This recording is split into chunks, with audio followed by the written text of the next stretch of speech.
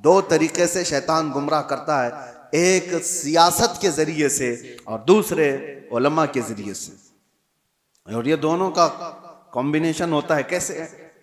सियासत जब पावर में होती है, ताकत, हुकूमत, वो खरीदती है कुछ उलमा को और उनके जरिए से जो कहलाया जाता है वो अवाम पर उसका असर पैदा हो जाता है।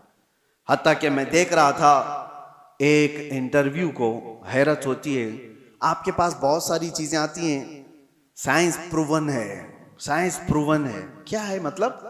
कुछ खाने पीने की चीजें आपके पास आ रही हैं, ये खाओ, ये डाइट बहुत मतलब बहुत ही उम्दा है और साइंस प्रूवन है, साइंस ने इसका सब सर्च किया है और सारी चीजें इस पर सर्वे हुआ है और बड़े बड़े साइंटिस्ट ने इस पर मोहर लगाई है। तो अवाम उसको हाथों हाथ ले रही है। अरे साइंस प्रूवन है, ये साइंटिफिक एतबार से भी इस हेल्थ के बेनिफिट हैं।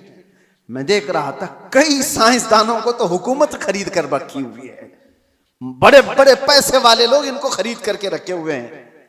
अरे चाहे कुछ भी कचरा हो, तुम कह दो कि मैंने रिसर्च किया है, मैंने सर्वे किया है 1.5 लाख लोगों पर और उसका असर ये आया है, और इसके बदले में तुम जितना पैसा ले लो। साइंसदान को पैसे दिए गए और उसने एक बात कह दी कि ये साइंस प्रूवन है, लाखों की तादाद में लोग हाथों हाथ खरीद रहे हैं। अरे बाजार पर भी असर है इनका। तुम्हें कचरा भी खिलाना हो तो कल को ये कह दिया जा सकता है साइंस प्रूवन है, क्योंकि जाहिल है कुछ भी। तो साइंसदानों के जरिए से अगर मार्केट पर काबू पाया जा सकता है तो उलमा के जरिए से क्यों नहीं पाया जाता, जिनकी आस्था लगी हुई है, ताल्लुक लगा हुआ है।